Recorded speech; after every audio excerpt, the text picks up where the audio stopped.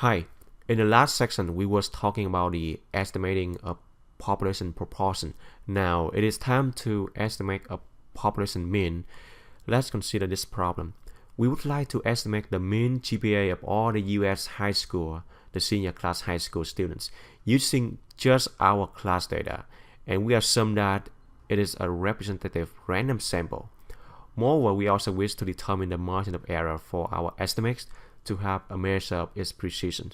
Now, the goal for this section is that we use only the sample mean to make the conclusion or an inference about the value of the whole population mean. There are two parts for this section. The first part is that we estimate a population mean when we don't know the value of the standard deviations. Now, if we don't know the value of the standard deviation sigma, and we have the sample size of less than 30, then we can use the student t distribution instead of the z distribution that we saw earlier from the last sections. Now, the student t distribution, we blast mu to be the population mean, and the x bar to be our sample mean, and to be the number of the samples value taken from a populations. And the same thing, the big E equal to the margin of error, and the small letter s is the sample standard deviation. The small letter s is the sample standard deviation. This is the notation we use in this section. And sigma is the standard deviation of the populations.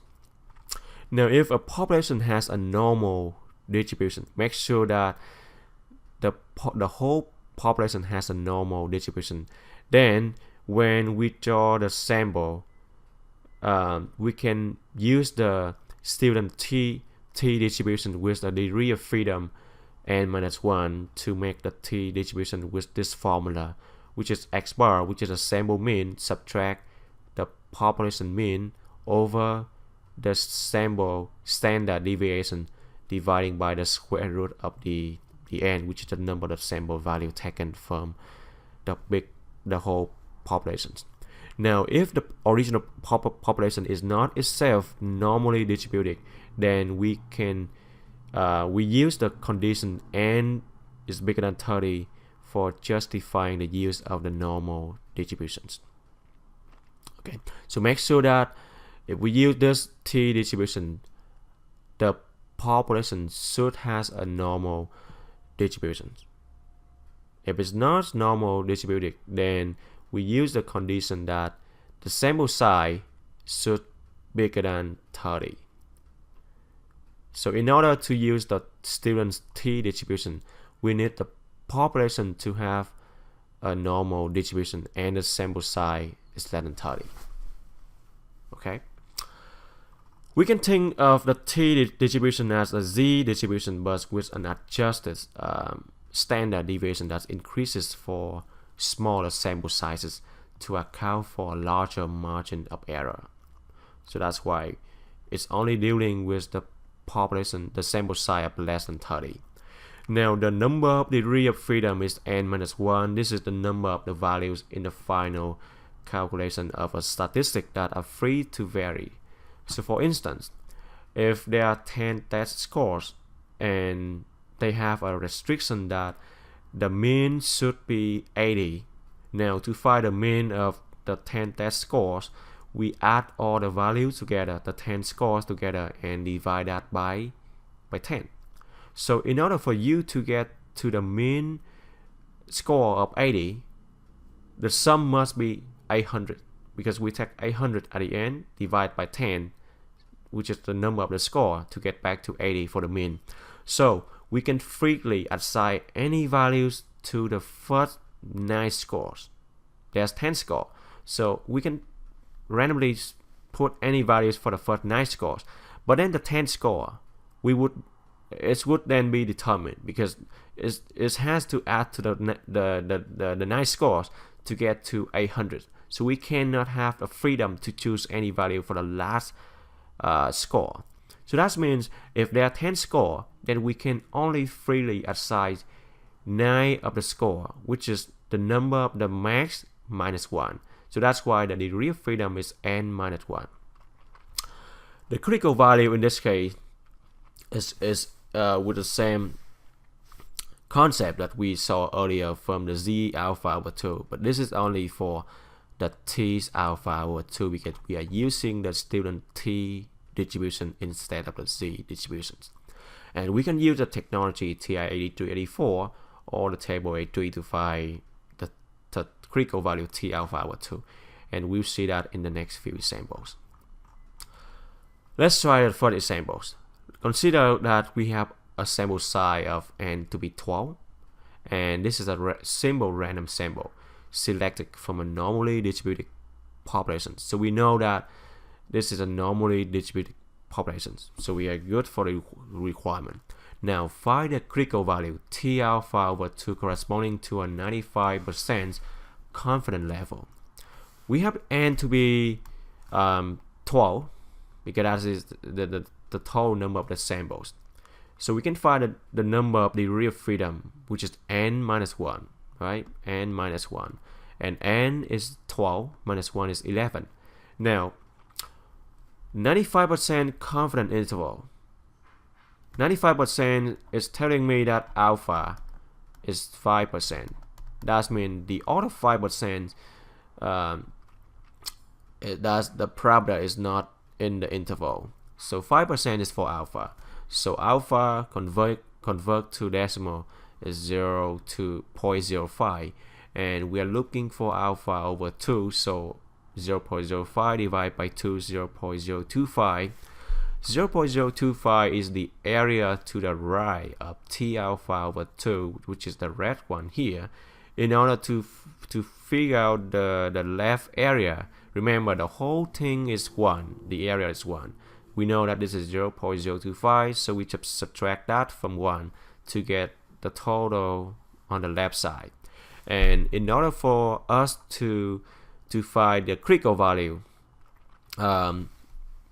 remember in the last section we used the inverse norm for the z statistics, but now this is the t statistic or the student t distribution. We have to use the inverse t from the TI-84 or 83. Now, for TI-83, we don't have this comment, and you have to download the program. But for TI-84, we have this command installed on the system for you.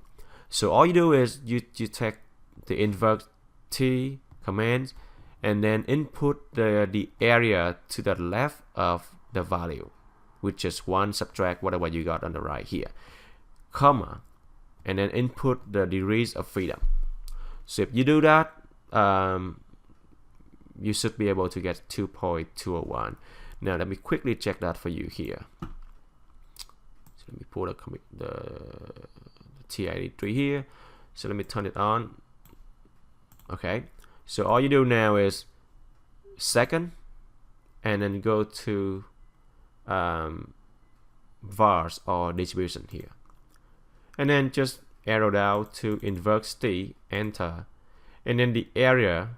This is for TI-83, the commands, but for TI-84, all they ask you is they ask you for the area to the left of the critical value that you are looking for, which is 1 subtract 0.025. So 1 subtract okay, let me put this here. 1 subtract 0.025, and then the degree of freedom, we know that is 11, and then click enter, and then enter another time, and then enter. And let's give you 2.201. We route to 1 for the third decimal place here. So that is how you use the TI-84 to find the critical value for inverse t. And if not, you can just find the value from table A3. So we know that this is the t distribution, the critical t value. We know that 0.025 is the area of pi alpha over 2, right? So look for 0.025, the degree of freedom is 11, and then that should give you the value. Now, the same thing, we need to construct the confidence interval.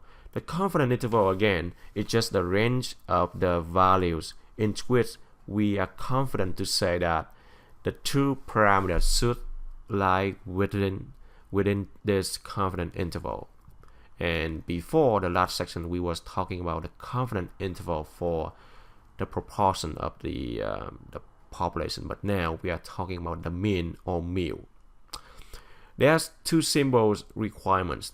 The first one, the same as the last one, the sample must be a simple random sample. That means we should randomly select any member and they all have equal chance of being selected.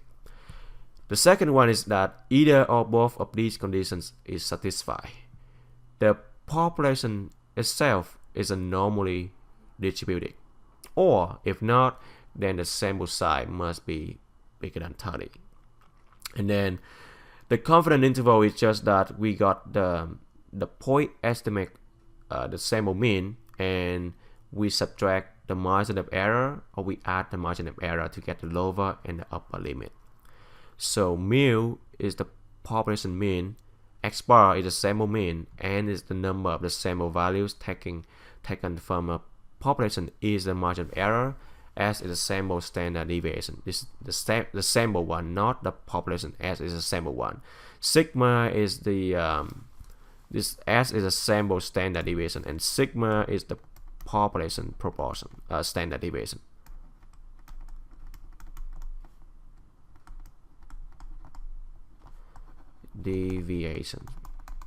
Okay, so don't get confused between sigma and the s. Now, for the lower bounds, which is the left one, we got x bar, which is the sample mean, subtract the margin of error, and the margin of error is equal to the critical value multiplied by the sample standard deviation over the square root of the sample, the number of the samples, the sample size. And then for the upper, we just add the margin of error instead of subtracting. So this whole thing here is just E, the margin of error. And the same thing here is also E. So for the lower bound, we take the sample mean, we subtract that. The upper bound, we add that. Now, as the level of confidence increases, the margin of error increases and the interval becomes bigger. That means as the level of confidence increases, we get a bigger interval that we are sure that the true parameters should be in there. And as the sample size increases, the margin of error decreases and the interval becomes smaller. So as we get the sample size bigger, then we have less error. So the margin of error decreases and then the interval becomes smaller. So we get a smaller interval to say that, okay, the true parameters should be inside this interval, and the interval now is small, so we are sure that the value should be in the small interval instead of something that is bigger and we have no idea where's that true parameter. But something is smaller is good, because we know that we have a smaller limit of getting the error. Okay, so you always want the margin of error to be small, and small margin of error means that smaller confidence interval, because the confidence interval depends on the margin of error. If E becomes smaller, then the interval becomes smaller, and that is what we want in here. Let's take a look at this example, constructing a confidence interval for highway speeds. Now this data represents for the traffic, the speeds on the freeway I-280. Now this random sample was obtained at 3:30 p.m. on a weekday, and the speed limit for this road is 65 miles per hour. Now the question asks you to use the sample data, which is only this data here, and to construct a 95% confidence interval for the mean speed. And what does the confidence interval suggest about the speed limit? Now let's check the requirements. This is a simple random sample. Yes, we know that because it's saying that the simple random sample here. And we can use the dot plot to verify that the speeds here, they have a distribution that is not different from the normal distribution. So yes, it does come from the normal distribution population.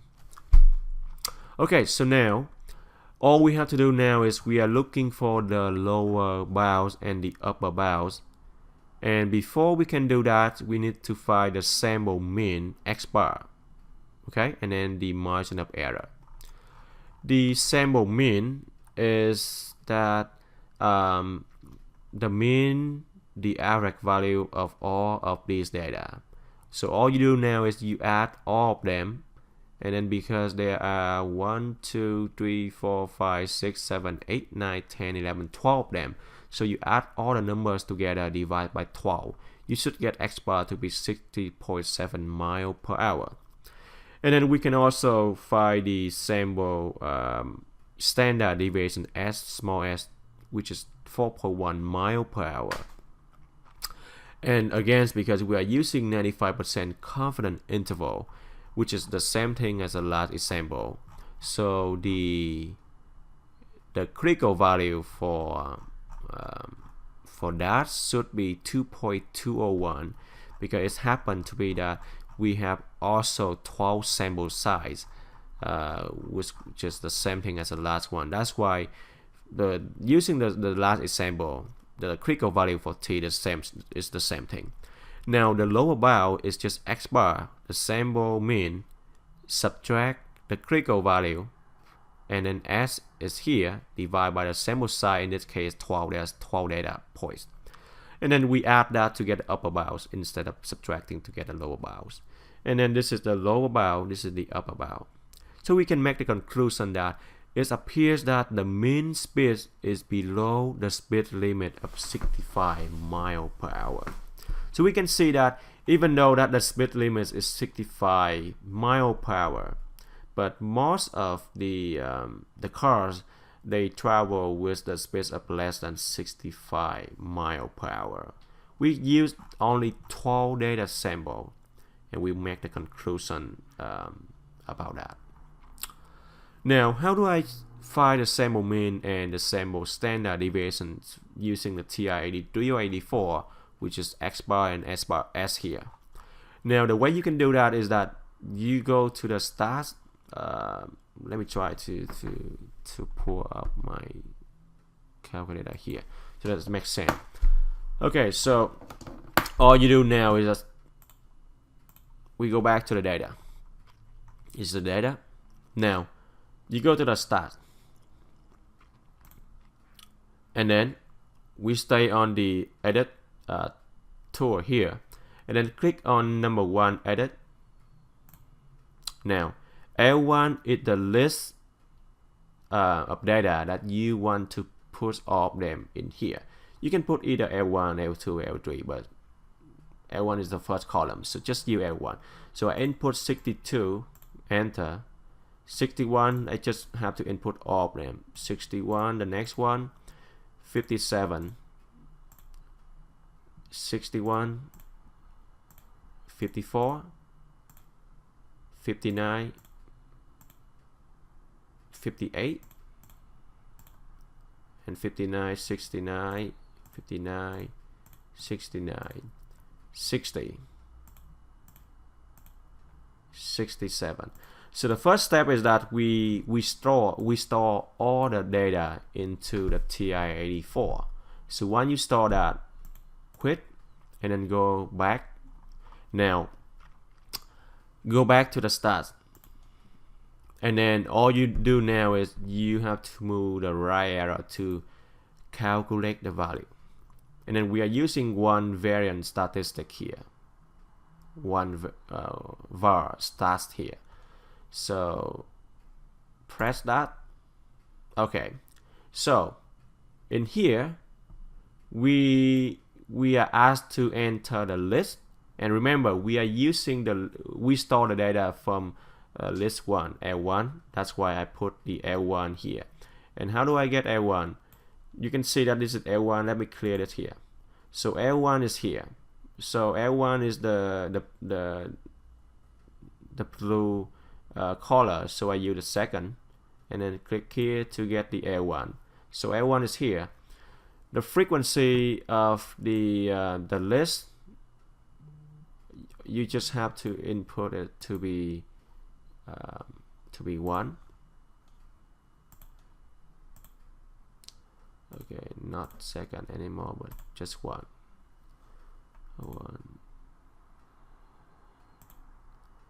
Go back here, and then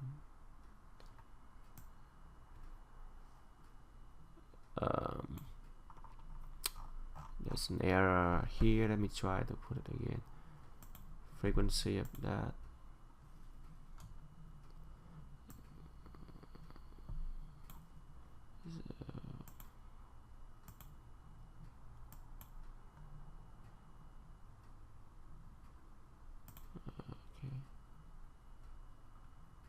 Let me quit here, go back to stats, calculate one variance. How about try this one here? Yeah, actually we don't have to click anything for the frequencies list.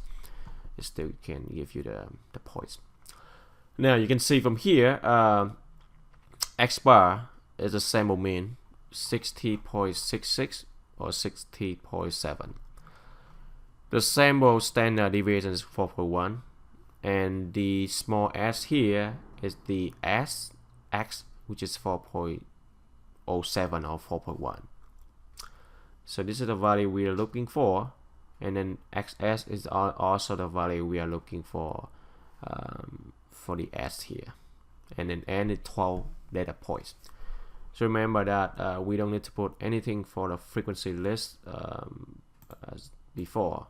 So all you do is you go to stats, calculate one var statistics, and then put L1 and just ignore the frequency list, and then calculate and then enter, and it should give you the point. Okay, now similar to the last section, we can find the X bar or the margin of error once we know the upper and the lower confidence interval. So if you want to find the X bar, which is the middle value between the two upper and lower limits, you add them together, divide by 2. To solve for the margin of error, we take the difference between the confidence interval, the upper one and the lower, and then divide by 2. The last topic for this section is again, for the first part is determining the sample size. Now the question is that how many sample units n must be obtained in order to get what we want for the confidence level. We can solve for n to be z alpha over 2 sigma over e, and then the whole quantity square. Now sigma here is the population standard population, and make sure that you can see we are not using the t statistic, we are using the z statistic for the sample size. Now usually the population standard deviation is not known or unknown in the real life problems. We rarely know the value for sigma. That's why we can use the range rule of thumb, which is the estimation for the range divided by 4, or we can just use the first several values of the sample and then calculate the sample standard deviation s, and then we replace the sigma instead of s. So normally the formula becomes the sample size is just the z statistic, the critical value, multiplied by the sample size s, and then over the margin of error and the whole quantity square. Let's try one example here. Example, assume that we want to estimate the mean IQ score for the population of statistics students. How many statistics students must be randomly selected for the IQ test if we want 95% confidence level that the sample mean is within 3 IQ points of the population means, and we assume that we know S, the sample standard deviation is 15.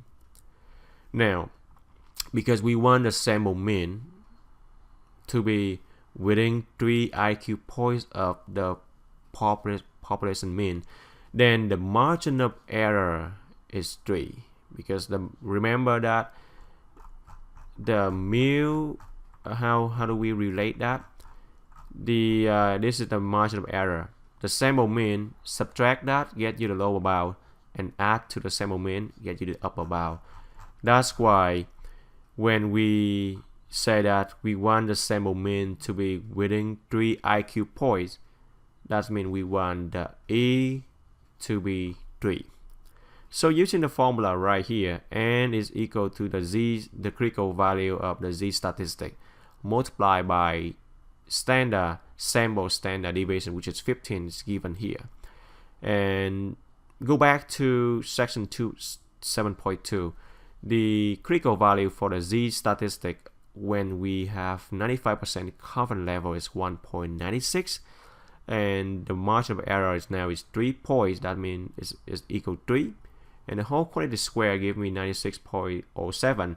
And again, so we always round up to get to the sample size of 97 students. So in order for us to be 95% confident, we need to get 97 sample size of the students to make the conclusion about the population mean. The last part is that we estimate a population mean when the standard deviation is known. Now, this is very rare that it happens in the real world that we actually know the standard deviation of a population. Now, if we do know that, which is very rare, we can construct the confidence interval using just the standard normal distributions. So the last part, the first one, we don't know the value of sigma. We don't know the value of the standard deviation. That's why we have to apply the student t distribution. But now we know the sigma, we can just use the normal standard distribution. And that is easy. The lower bound, the same thing, the sample mean, subtract. Instead of using the t, now it's z, and we add that. Instead of t, now it's z. Before we use the standard deviation for the letter s, which is for the sample standard deviation. But now we know the value for sigma for the population. We can just use sigma here. Okay, so I applied the same problem before. The highway speed. We have 12 data points. We assume that we know sigma, the population standard deviation, which is 4.1. We are trying to find the 95% confidence interval as the same thing as the last example. So again, I got x bar to be the sample mean to be 60.7. We got that for 1.96 for 95% confidence interval from section 7.2. Now just apply them to the lower bound and the upper bound formula we just talked here. And using all the given values, sigma, the z, the critical value, the sample mean, the size, which is 12, we can find the lower bound and the upper bound to be 58.4 and 63.0. And it is also that indicates that the mean speed is still below the speed of 65 miles per hour. Now the last page for this section is that we apply what we learned in this section and use the TI-84 to construct a confidence interval. So I use the same sample as we just talked here, the 12 data points. So how do we use the TI-84 to do the analysis? Now to do that, we first open that the calculator here, And the first thing is that you must store the data, the given data. And like I talked before, we store that in L1. So go back to start, edit, enter. So I make sure that all the data are still here. Okay, so now go back to quit that and go back to the start again. And then we want to go to the test tab here, arrow to the right. And then we pick the t interval because we are using the student t distribution. So we have to use the t interval instead of the z interval from last section. So t interval is here. And then click enter. Now we have to input the data to the requirements here. So the input data is the data because we are using the data from L1. And the list we store the data from L1. So make sure choose L1. The frequency is 1 in this case. The confidence level is 95%, which is 0.95. So enter all of that and go to calculate. Just arrow down. And then when the cursor is here, click enter. And then let's give you everything you need here. The sample standard deviation is 4.07 we saw before. The sample mean, the n 12 data points, and this is the lower bound, this is the upper bound, and which is the same thing as we got earlier. Let's double check that. It is right here. We got 58.1, which is I rounded up here, 58.1, and 63.3, which is right here. So just a few clicks on the TI-84, you get the confidence interval for the lower and the upper bounds.